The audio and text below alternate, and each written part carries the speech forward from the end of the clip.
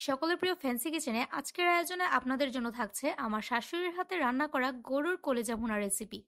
কলিজা ভুনা পছন্দ করে না এমন মানুষ খুঁজে পাওয়া খুবই টাফ। যাই হোক, বেশি কথা বাড়াবো না, চলুন দেখি আমার শাশুড়ি কিভাবে আজ রান্নাটা করে। কলিজার পাশাপাশি অনেকগুলো পেঁয়াজ রসুন এভাবে টুকরো করে নিয়েছে। পেঁয়াজ রসুনটা আপনাদের পছন্দ মতো বাড়িয়ে কমিয়ে নেবেন, তবে আমাদের সবারই কলিজার পাশাপাশি পেঁয়াজ রসুনটা মুখে লাগলে ভালো লাগে। স্পেশালি আমার জামাই এভাবে রান্নাটা খুবই পছন্দ করে। তেল গরম হওয়ার পর 1 চামচের মতো লবণ দিয়ে নিয়েছে।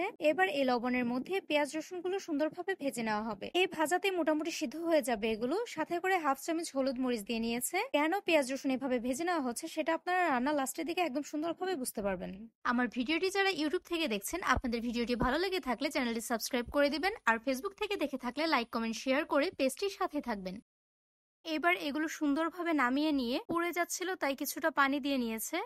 এর মধ্যে 1 চামচ হলুদ মরিচ আর ধনিয়া গুঁড়ো দিয়ে পরে একসাথে 2টা তেজপাতা, 4-5টা গোলমরিচ আর অল্প দারুচিনি দিয়ে নিয়েছে।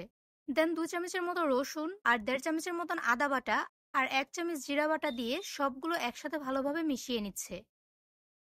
এর মধ্যে দেখলাম অল্প করে লেবুর রসও দিয়ে দিল। এখানে মশলাটা রান্না করার সময় লেবুর রস ব্যবহারের জন্যই নাকি তরকারিটা বেশি ভালো লাগে। মশলাটা অলমোস্ট হয়ে আসছে। এবার একটু পেঁয়াজ বাটা দিয়ে কিছুক্ষণ নেড়ে দেন কলিজাটা মশলার সাথে মিশিয়ে নিচ্ছে।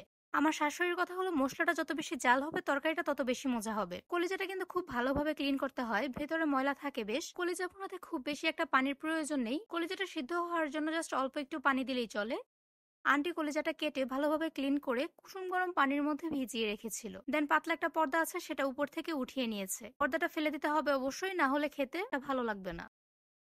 কলিজাটা কিন্তু একটু পরপর নেড়ে দিতে হবে, না হয় নিচে লেগে যাবে। আর যেহেতু এখানে পানি কম, তাই আঁচটাও মিডিয়ামে রাখা লাগবে।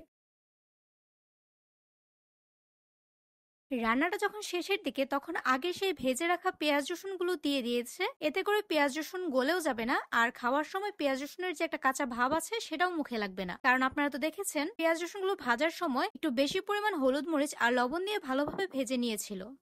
সাথে কিছু পরিমাণ কাঁচামরিচ ফালিয়েও দিয়েছে। মোটামুটি কমপ্লিট আমাদের রান্নাটি। এই তো আর কিছুক্ষণ জাল করলে হয়ে যাবে। এই তো হয়ে গেছে।